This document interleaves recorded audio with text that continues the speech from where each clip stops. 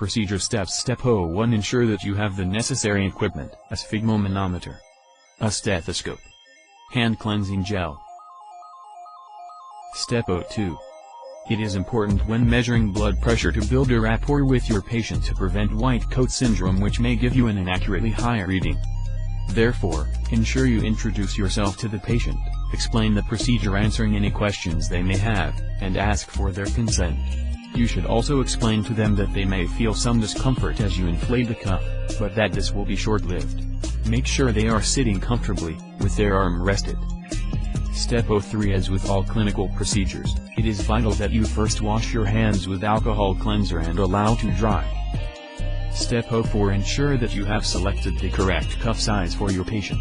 A different cuff size may be required for obese patients or children. Step 05. Wrap the cuff around the patient's upper arm, ensuring the arrow is in line with the brachial artery.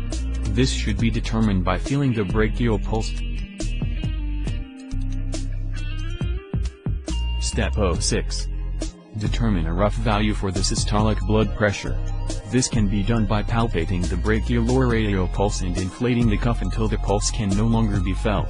The reading at this point should be noted and the cuff deflated. Step 07. Now that you have a rough value, the true value can be measured.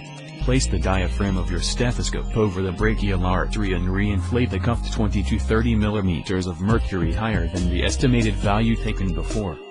Then deflate the cuff at 2 to 3 mm of mercury per second until you hear the first Korotkoff sound. This is the systolic blood pressure.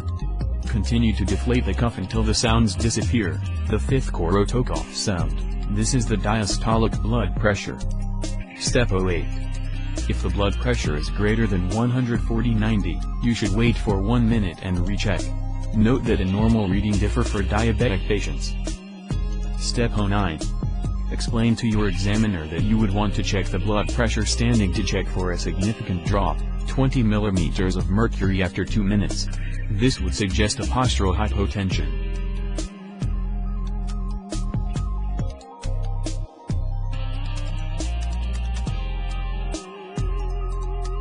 Step 10.